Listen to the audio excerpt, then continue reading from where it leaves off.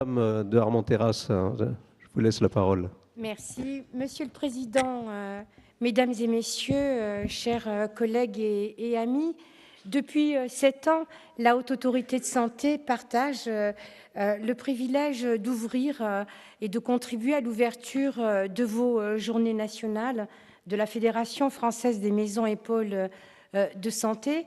Comme vous l'avez dit, Dominique Le Guludec n'a pu se libérer ce matin et je suis très heureuse d'être là comme nouveau membre du Collège de la Haute Autorité de Santé et d'être là pendant les 2 jours.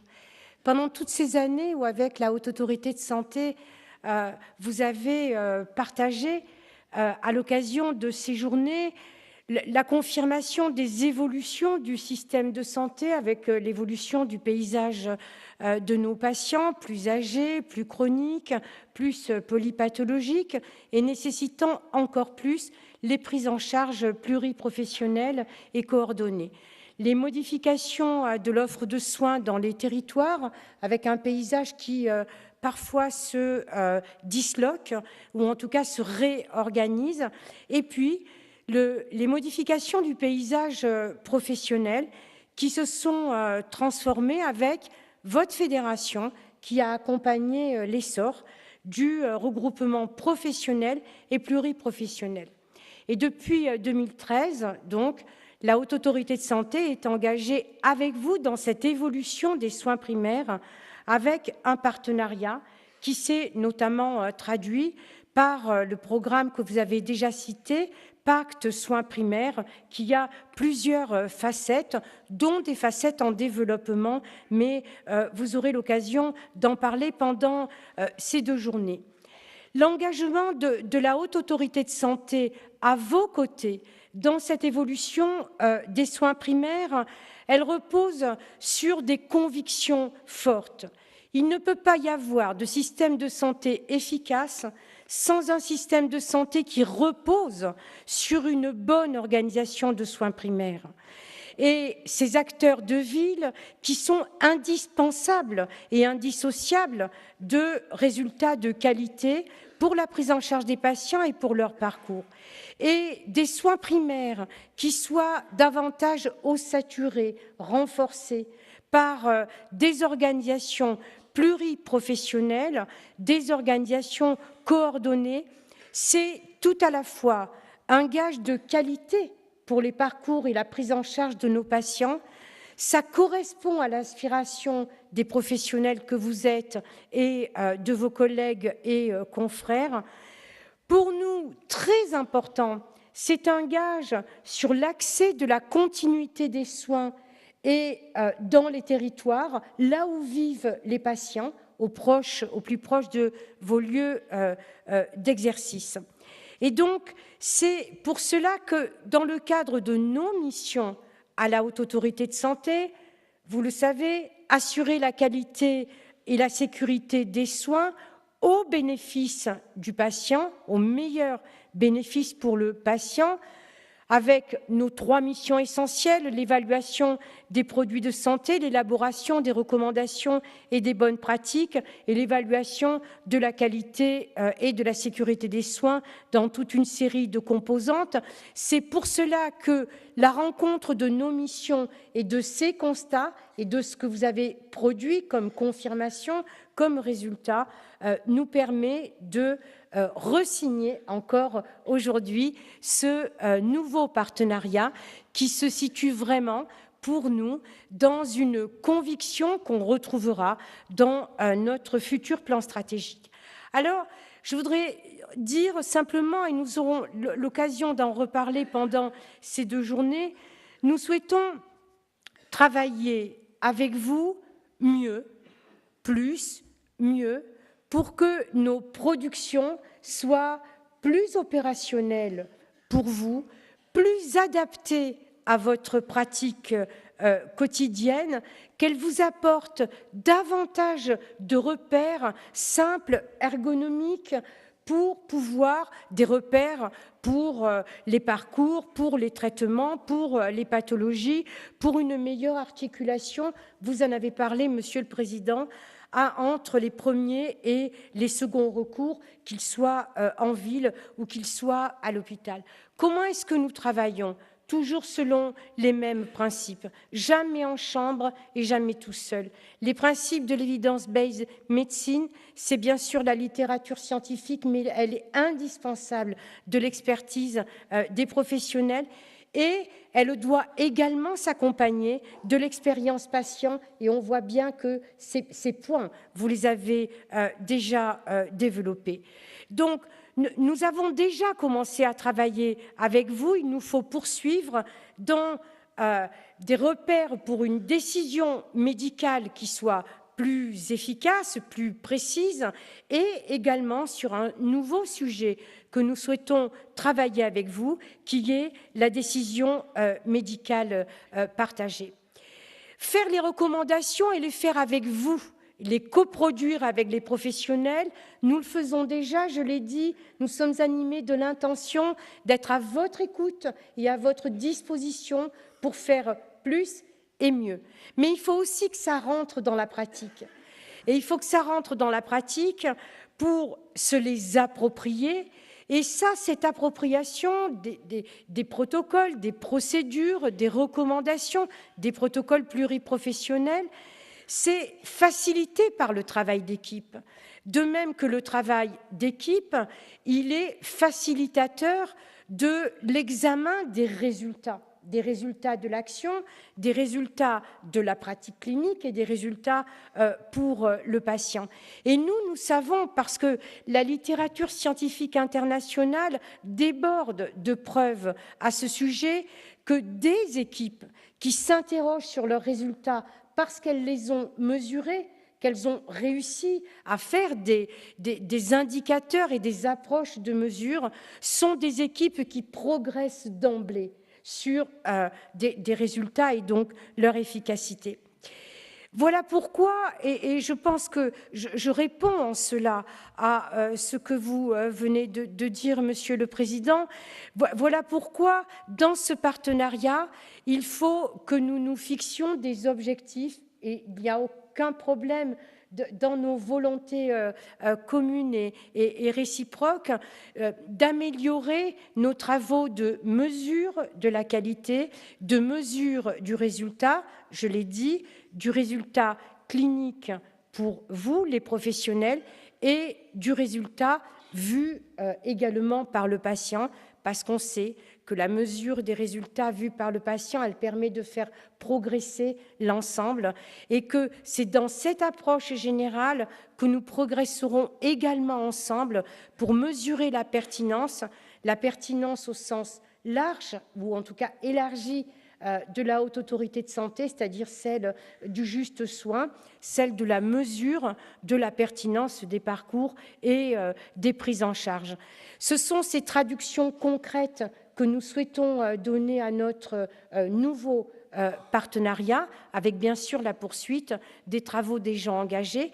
Et je voudrais terminer en disant que nous allons avoir un travail pratique assez rapidement dans les prochaines semaines et les prochains mois, puisque la ministre va nous saisir d'une mission sur la bonne organisation de la qualité, de la pertinence dans les pratiques professionnelles, et dans ce cadre, nous demande d'élaborer des indicateurs de mesure de la qualité sur une dizaine de parcours des pathologies les plus fréquentes.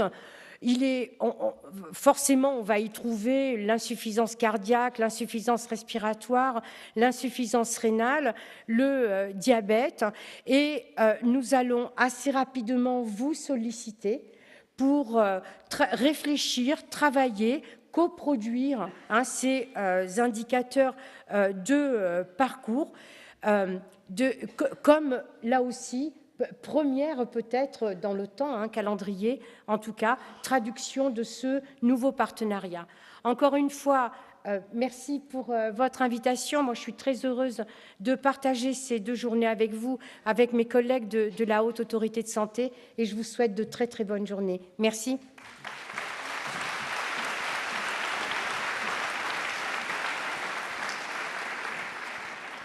Merci madame. Donc la parole est à Nicolas Revel, directeur général de la Caisse nationale d'assurance maladie des travailleurs salariés. Monsieur Revel. Merci beaucoup. J'ai une voix légèrement éraillée, donc je vais essayer de parler près du micro. D'abord, merci pour cette invitation. C'est la deuxième occasion qui m'est donnée depuis ma prise de fonction de pouvoir intervenir à l'occasion de vos journées nationales et autour d'un thème équipe de soins primaires, mais autour surtout d'une conviction qui rebondit sur ce que la ministre a formulé dans son propos enregistré et de ce que Anne-Marie Armentera indiquait il y a un instant. Il n'y a pas de bon système de santé sans une bonne organisation des soins primaires. Et je pense, pour ma part, qu'on peut pousser un peu plus loin cette conviction et de considérer, en tout cas c'est la conviction que je porte et je ne la formule pas aujourd'hui devant vous pour la première fois, que de tous les grands défis de transformation, de tous les leviers d'amélioration de notre système de santé, celui qui me paraît le plus décisif et donc le plus prioritaire, c'est celui de la structuration des soins primaires et de leur organisation territoriale. Pour la raison que, quand on reprend ce que sont les tensions qui s'exercent sur notre système de santé et qu'on les reprend un par un, on voit qu'un par un, la réponse la plus efficace, c'est celle-là. La première source de tension, qui est déjà là et qui va croître, c'est évidemment celle des besoins de santé, liés au vieillissement, à la chronicisation des pathologies, dont nous savons qu'elle est là, dont vous savez, nous savons, mais il faut se le redire, qu'à compter de 2025, donc ça n'est pas tout de suite, mais 2025, c'est finalement, ça va venir assez rapidement, nous allons entrer dans une évolution démographique et celle du papy-boom et de l'arrivée de générations nombreuses dans le grand âge.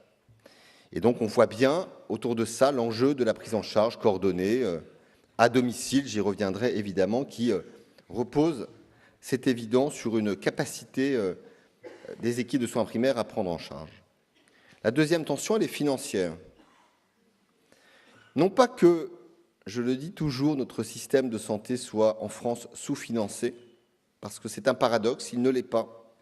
La France, quand on regarde et quand on se compare avec 11% de sa dépense, de sa richesse nationale consacrée aux dépenses de santé, se situe, je ne parle pas des États-Unis qui sont à 15-16%, mais dans un petit groupe de pays, avec l'Allemagne, la Suisse, les Pays-Bas, quelques pays scandinaves, juste en dessous, à 11%, dans ce deuxième groupe derrière les États-Unis.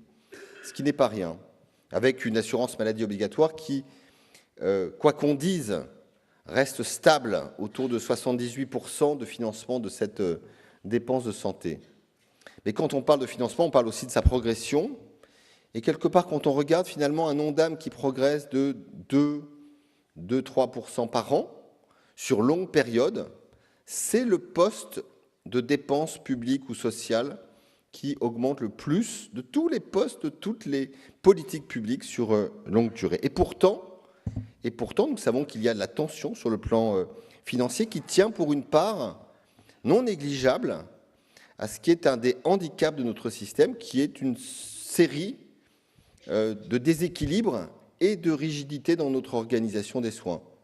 Et parmi ces déséquilibres, il y a, je pense, je le dis, devant Anne-Marie Armentera, qui était encore il y a quelque temps directrice générale de l'offre de soins au ministère, encore un poids important et même plus qu'important de la sphère hospitalière par rapport aux soins de ville. Quand on mesure tout simplement la dépense hospitalière rapportée à la richesse nationale, nous sommes à peu près 4,3%, nous sommes le deuxième pays du monde. Et donc on voit bien que le virage ambulatoire qui quelque part a déjà eu lieu à l'hôpital par le développement de la chirurgie ambulatoire et de l'hospitalisation de jour, le grand enjeu sera de réussir le virage ambulatoire du domicile. Et celui-ci, s'il peine tant à se réaliser et à s'accélérer, c'est parce qu'on a besoin d'un secteur de la ville qui s'organise, qui se structure, et nous sommes probablement, pour le coup, en retard de ce point de vue-là, et nous voyons bien que là est le levier décisif, c'est la structuration. Il y a une troisième tension qui est celle de l'accès aux soins, et des tensions démographiques qui sont là, notamment sur l'accès aux soins primaires, en fait fondamentalement à l'accès aux soins primaires, même si sur le second recours, on n'est pas sur une question démographique, on est sur un sujet de spatialisation des installations. Mais il n'y a pas moins de spécialistes en France qu'il y a quelques années. C'est un sujet de préoccupation majeure pour nos concitoyens, pour les élus qui les représentent, pour les responsables politiques.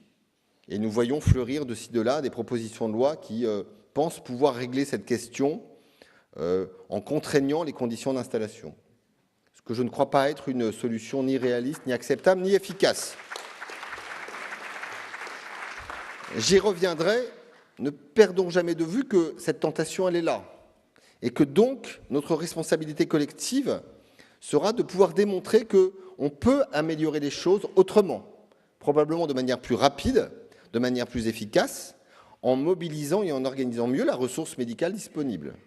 Ce qui renvoie précisément à des choix d'organisation que vous incarnez, qui permet de travailler davantage en équipe, de libérer du temps médical, parce qu'une structure pluriprofessionnelle, regroupée, à la fois peut jouer sur les délégations de tâches et peut aussi évidemment se doter d'outils et de ressources de coordination qui libèrent du temps médical. Et je pense qu'à court terme, c'est évidemment la réponse la plus efficace face à cette question, à ce défi de l'accès aux soins.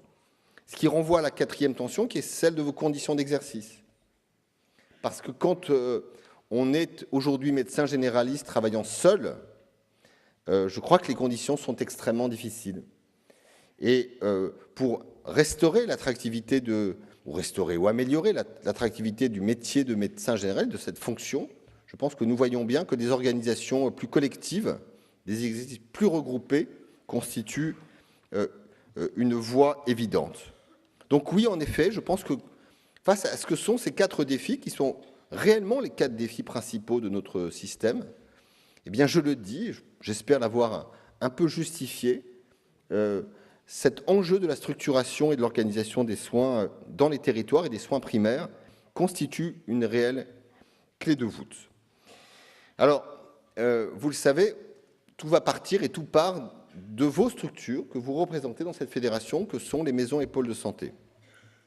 Et il y a dans le programme du gouvernement la conviction et donc du coup le projet de pouvoir passer d'à peu près 1000, un peu plus de 1000 structures labellisées, avec un projet de santé labellisé, au double. Il ne suffira pas de le vouloir pour que cela se produise, mais c'est évidemment un objectif absolument indispensable. Aujourd'hui, nous avons donc devant nous un double défi. D'abord celui de faire que, pour pouvoir passer à 2000, nous puissions faire adhérer un maximum de structures à l'accord conventionnel interprofessionnel que nous avons signé. Or, le paradoxe, et j'y reviendrai, on ne peut pas s'y résoudre, c'est que sur le millier de structures labellisées, seule aujourd'hui, la moitié, très précisément à date 538 structures ont signé la CI. Et donc notre premier objectif sera de faire que ce ne soit pas 538, mais déjà la totalité ou la presque totalité des structures labellisées. Et puis il va falloir évidemment faire croître ce chiffre et susciter des projets qui seront demain des projets de santé labellisés et après-demain des structures conventionnées dans le cadre de la CI. Pour cela, il y aura deux objectifs et 2 leviers d'action. 1, investir, et 2, accompagner. Investir, c'est l'objectif de la CI. Nous l'avons signé en avril dernier. Il faisait suite à un règlement arbitral qui avait eu au moins le mérite d'exister, qui avait été pris en février 2015. Mais passant du règlement arbitral à un véritable accord négocié, nous avons, et je me permets de le rappeler, fait le choix d'un investissement supplémentaire, puisque les moyens consacrés aux structures conventionnées, à nombre égal, je dirais à taux d'atteinte des indicateurs égal, a été augmenté de 50%. Et donc nous étions, avant la CI, sur un montant moyen d'aide qui était autour de 43 000 à 45 000 euros. Et nous allons donc, nous le pensons, toutes choses égales par ailleurs, faire un plus 50%. Nous l'observerons, nous le vérifierons, je l'espère, assez rapidement, puisque vous savez que vous êtes en train de remonter les résultats auprès des caisses primaires, et nous verserons, c'est une information qui n'est pas inintéressante, je vous la donne, les aides conventionnelles seront versées à la fin du mois d'avril. Voilà. Ce qui est normal, ce qui est juste, ce qui est prévu dans la Convention. Donc, n'applaudissez pas, c'est le respect du contrat. Dans cet effort d'investissement supplémentaire, nous avons fait le choix, évidemment, d'investir prioritairement sur 2 leviers. La coordination, les coordinatrices, c'est ça, et les systèmes d'information. Parce que c'était évidemment les 2 leviers stratégiques. J'attire juste l'attention sur quelques éléments supplémentaires qui se sont introduits aussi dans le règlement, dans l'ACI, pardon.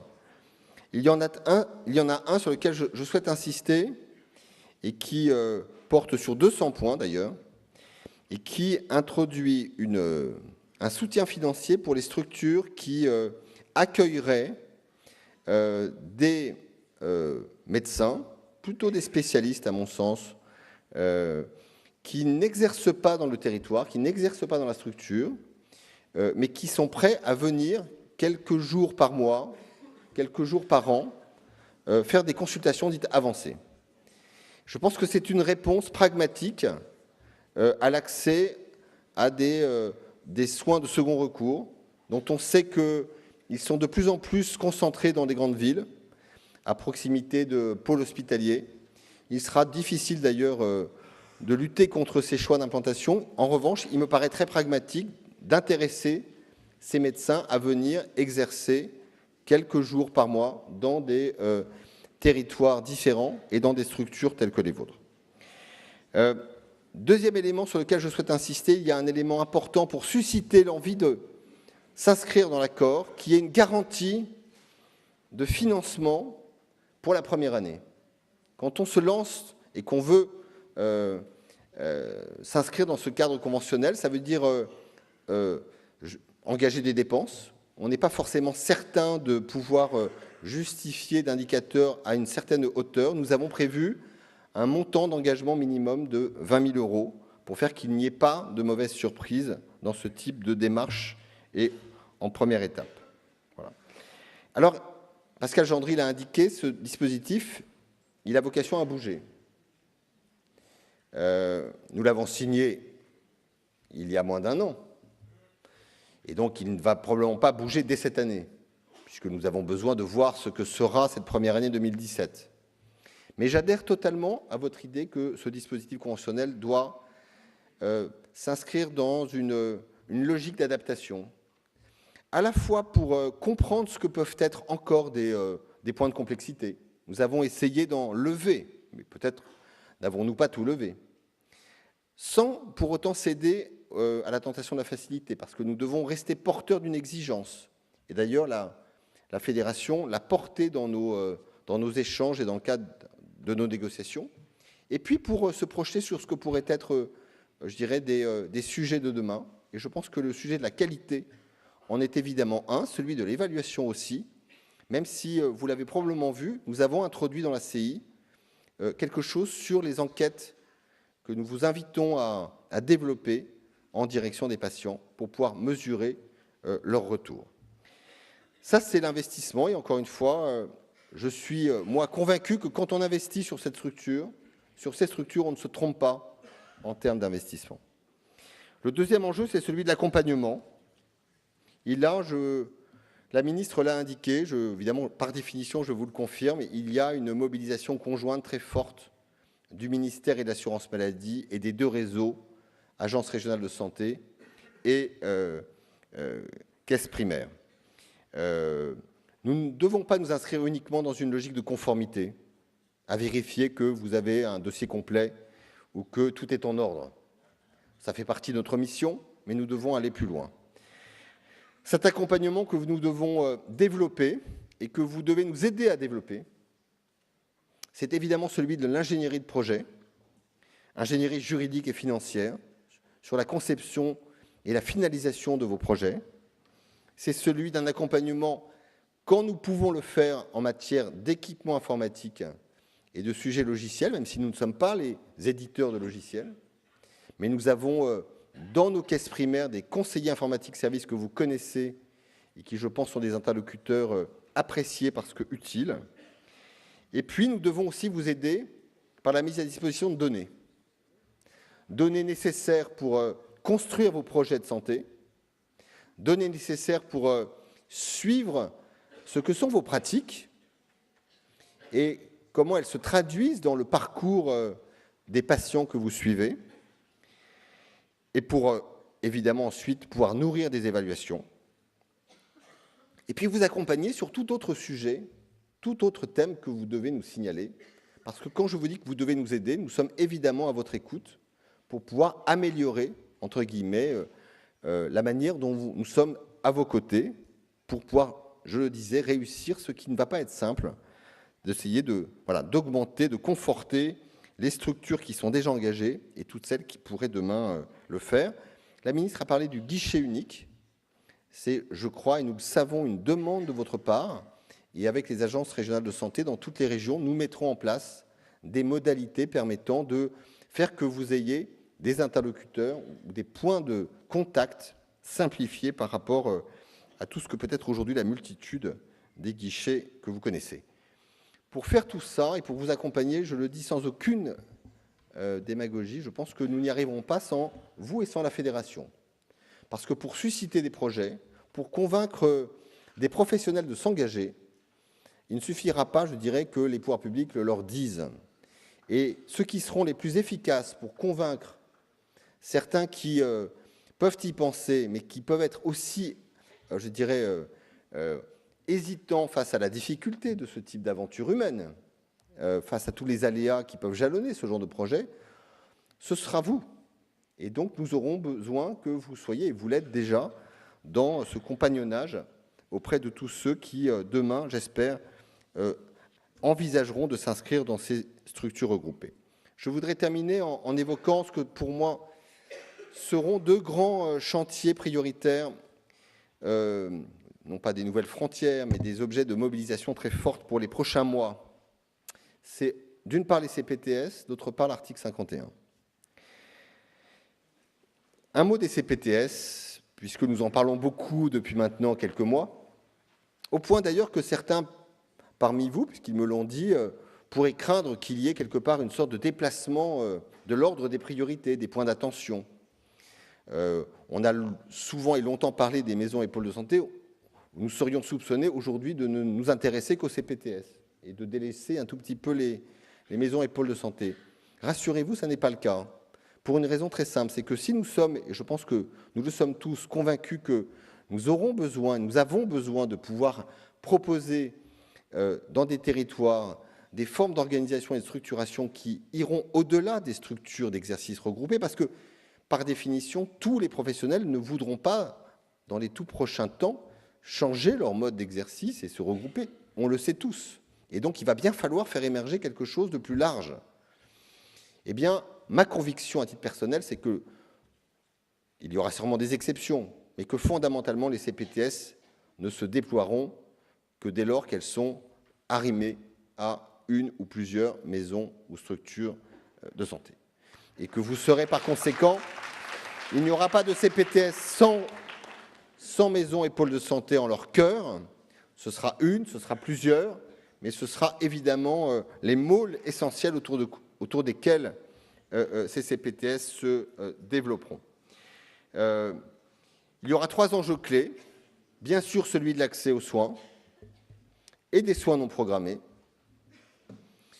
Et je ne sais pas si j'ai raison d'ouvrir cette parenthèse, puisque vous m'y avez invité. Vous me dites qu'il faudrait pouvoir financer les maisons et pôles de santé en s'appuyant sur autre chose que la patientèle médecin traitant. Et vous avez été applaudi d'ailleurs, je l'ai noté. Donc je suis très imprudent en vous faisant part de mon interrogation. Aujourd'hui, on a beaucoup de patients sans médecin traitant. Et on on en a beaucoup et le risque, c'est qu'on en ait de plus en plus. Et si on croit à la fonction de médecin traitant, si on est convaincu que cette mission de suivi d'un patient au long cours, au-delà d'une consultation ponctuelle, a du sens dans précisément la qualité des prises en charge et dans tout ce que ça nécessite, y compris dans le volet prévention et suivi, faut-il absolument faire que ce ne soit plus le vecteur et l'aiguillon de vos financements? Je pose la question. Deuxième élément évidemment de mission des CPTS, la coordination autour des patients lourds et complexes. Et là aussi, n'opposons pas les CPTS et les plateformes territoriales d'appui. Je pense que fondamentalement, les CPTS auront vocation à embarquer des fonctions de coordination territoriale d'appui, même s'il pourra toujours exister des choses plus lourdes, plus structurantes à l'échelle départementale. Et enfin, la prévention. Ces CPTS, elles sont dans un temps d'amorçage dans lesquels les agences régionales de santé vont, comme souvent, jouer un rôle majeur pour vous accompagner. Ma conviction, c'est que, comme pour les maisons et pôles de santé, est-ce que ce sera dans 1 an, dans 2 ans, dans 3 ans, nous verrons bien, il faudra doter les CPTS d'un cadre conventionnel, donc d'un cadre de financement pérenne. Le deuxième sujet que je souhaite évoquer avant de conclure, c'est l'article 51. L'article 51, il est né d'une conviction qui d'ailleurs a été partagée par beaucoup à l'assurance maladie, au ministère. Nous avons souvent parlé avec Anne-Marie avant qu'elle ne rejoigne la HAS, qui est que pour que notre système de santé évolue dans son organisation, il faut aussi qu'on réfléchisse à l'évolution de ces modes de rémunération, de ces modes de financement, et donc des règles qui régissent l'organisation des soins. Nous avons aujourd'hui des cadres historiques fondés sur la tarification à l'acte, dont on voit bien que cette tarification, pour une part, beaucoup y tiennent. Elle est dans le paysage depuis fort longtemps, notamment en ville. Elle est arrivée plus récemment à l'hôpital avec la T2A. Elle a, ça a été dit plus tôt ce matin, une vertu de productivité, qui est toujours intéressante. Elle a aussi des inconvénients. Elle entretient les acteurs dans une course à l'activité.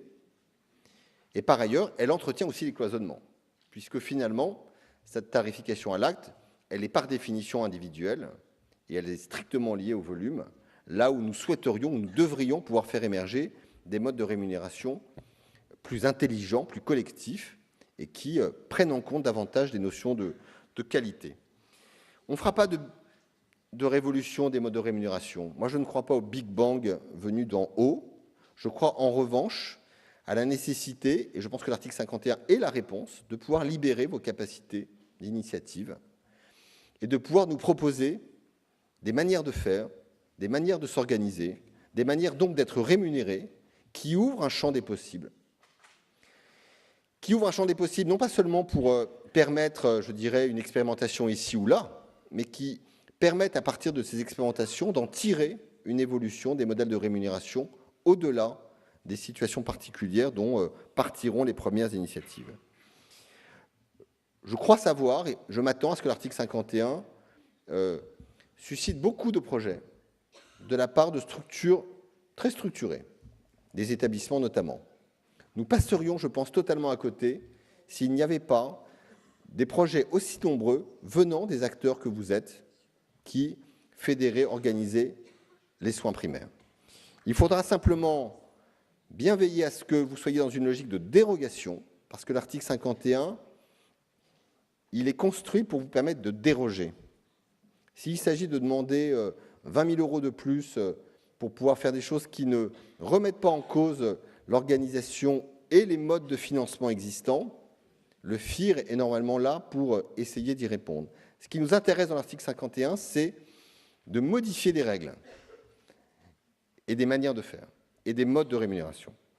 Il faut qu'on puisse l'évaluer et nous veillerons évidemment à ce que l'évaluation soit proportionnée à la taille des choses et que vous ne puissiez pas évidemment être assommé par des protocoles d'évaluation trop lourds, mais il faudra évaluer. parce que l'évaluation sera évidemment la condition nécessaire et absolue pour pouvoir ensuite tirer la leçon d'une expérimentation. Ce qui, aujourd'hui, dans notre pays, souvent est extrêmement décourageant, c'est que des expérimentations faute d'évaluation soit continuent alors qu'elles devraient s'arrêter, soit ne passent pas à l'échelle supérieure alors qu'en réalité, elles devraient le faire. Et autour de l'article 51, ce que nous devons réussir, c'est cette réplication et ce passage à l'échelle. Pour réussir, il faudra évidemment que nous puissions, ARS, assurance maladie, aussi bien au niveau régional qu'au niveau national, être réactifs, vous répondre dans des délais rapides et vous accompagner quand un projet n'est peut-être pas complètement abouti, mais suffisamment intéressant pour qu'il vaille le coup de l'accompagner, de le mener jusqu'à une entrée dans le dispositif. Il y aura une logique remontante. Nous attendons et nous espérons des remontées de projets, et j'insiste sur ce point, vraiment. Et puis, nous essaierons aussi de poser un cadre pour faire des appels à projets nationaux. Il y en aura, vous l'avez dit, sur les épisodes de soins, qui sont d'autant plus intéressants qu'ils sont dans des parcours de soins ville-hôpital, ou plutôt hôpital-ville. Et puis, nous allons, avec vous, réfléchir à des appels à projets qui portent sur la prise en charge populationnelle autour des acteurs que vous êtes structurant les soins primaires dans les territoires. Nous allons pour cela travailler avec vous, puisque un appel à projet, pour être pertinent, il doit être co-construit. Et donc, nous serons amenés à vous inviter à nous aider à bâtir ce que pourrait être un appel à projet qui, je l'espère, sortira autour de l'été prochain. Je conclus, juste pour reprendre ce que nous pensons tous. Nous avons, je crois, il y a une dynamique, il y a quelque chose qui se passe en ce moment, notamment autour de cet article 51, autour de ce nouvel ACI. Nous voyons bien que nous allons dans les bonnes directions. Je pense que nous avons fondamentalement besoin de démontrer dans les 2 prochaines années qu'il se passe quelque chose et que nous arrivons à transformer une intention dans une capacité à mettre en place des nouveaux leviers. Et pour conclure, j'attends réellement et je souhaite que la Fédération française que vous représentez y prenne toute sa part. Merci à tous.